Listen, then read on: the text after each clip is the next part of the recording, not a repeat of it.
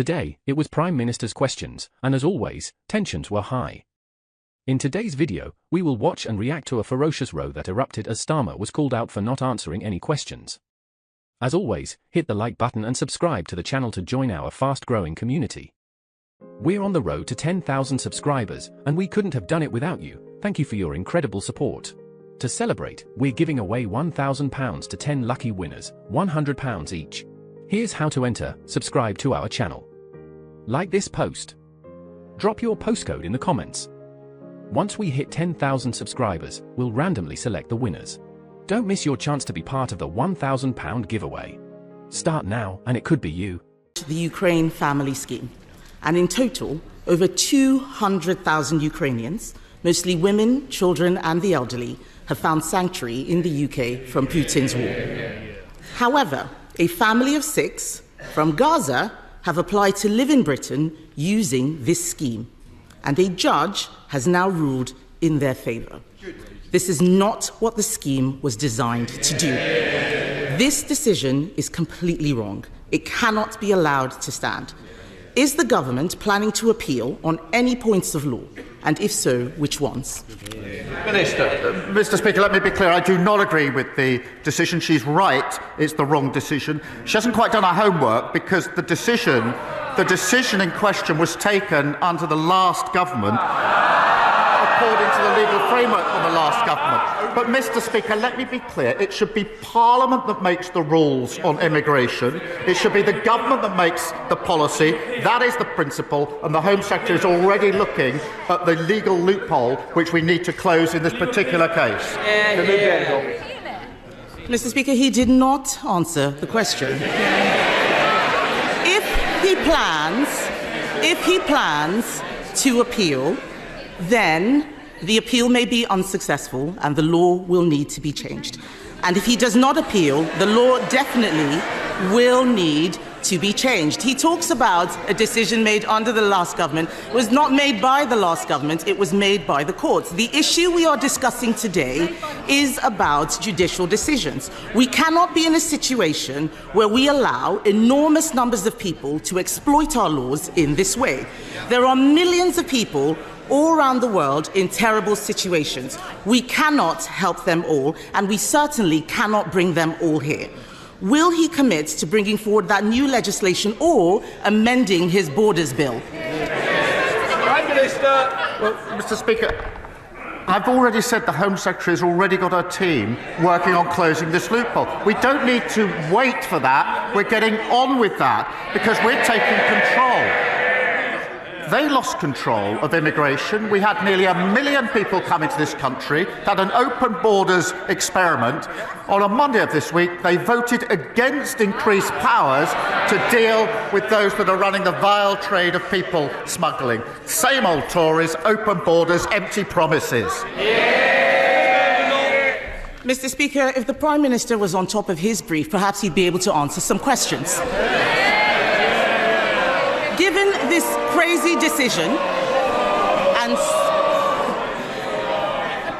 this crazy decision and so many others, new legislation is needed to clarify the right to a family life in Article 8. I'm not talking about what he just said. I know Labour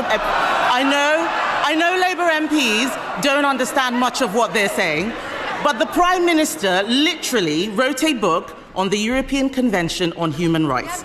This is a situation where we need to put our national interest before the ECHR. Does he agree that we should legislate even if lawyers warn that this might be incompatible with human rights law? She complains about scripted answers and questions. Her script doesn't allow her to listen to the answer.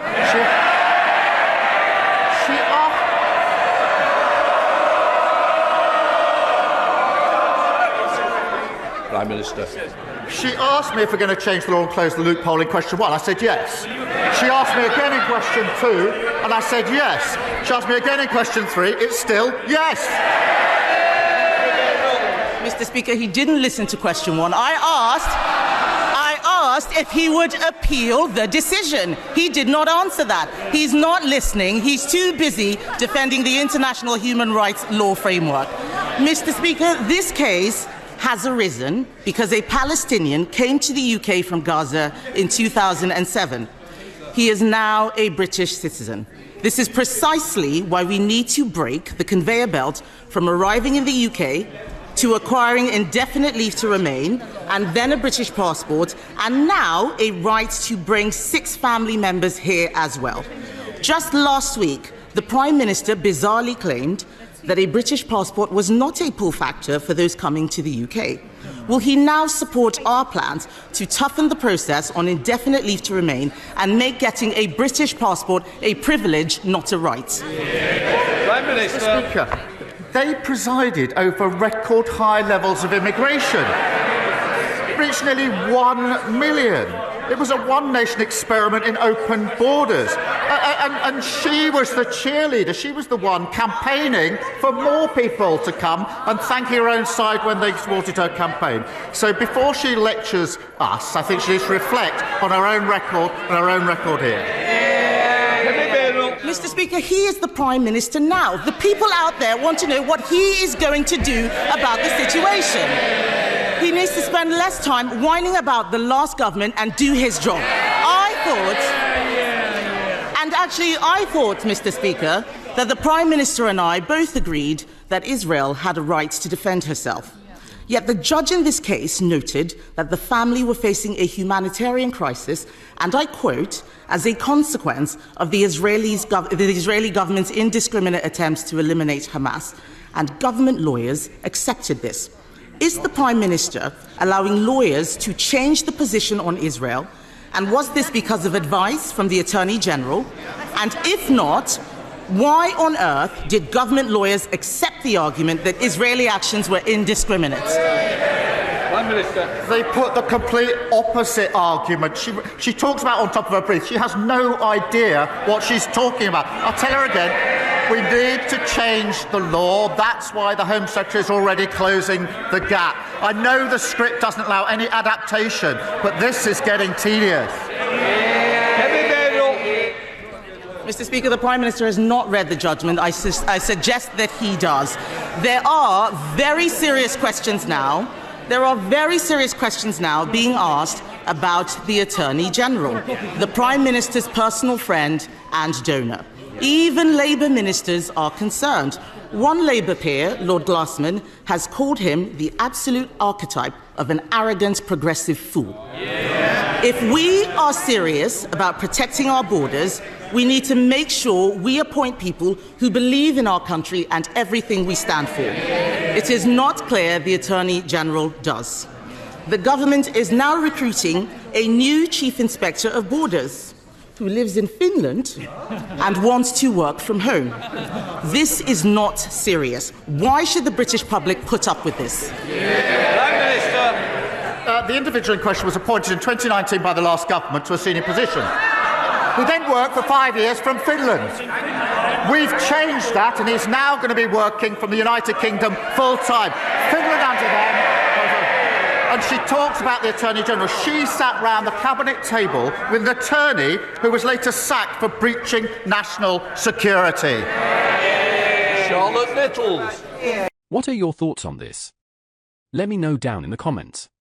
In some other news, market instability stems from a Court of Appeal ruling that deemed it unlawful for car dealers to receive undisclosed commissions from banks providing car loans.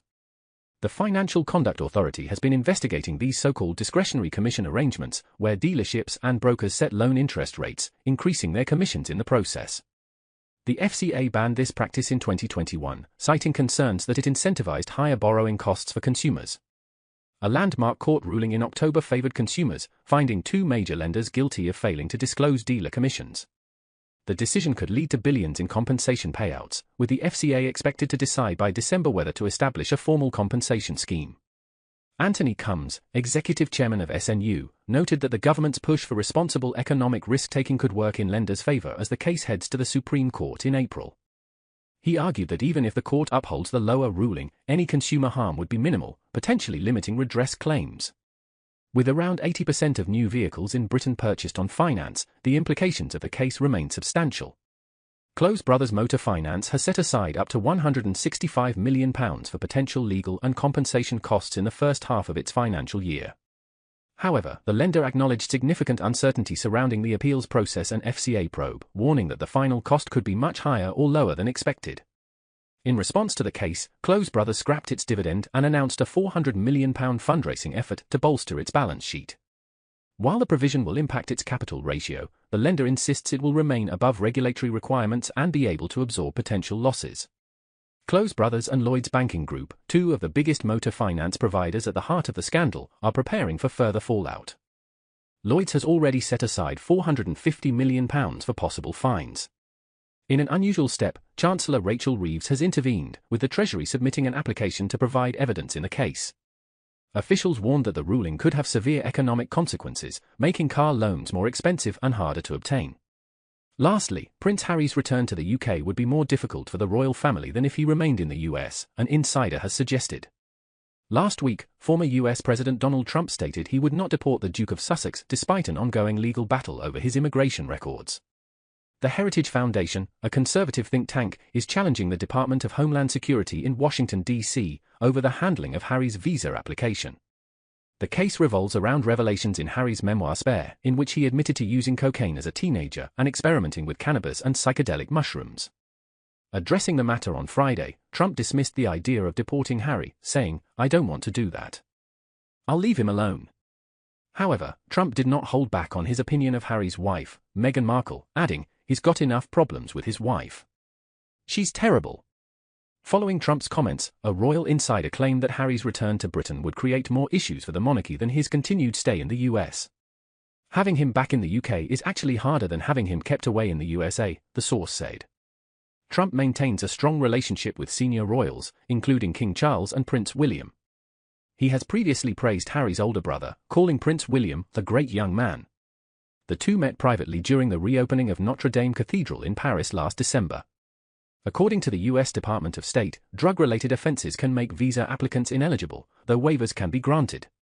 Last month, King Charles sent a personal message of congratulations to Trump following his historic second inauguration, emphasizing the importance of the UK-US relationship.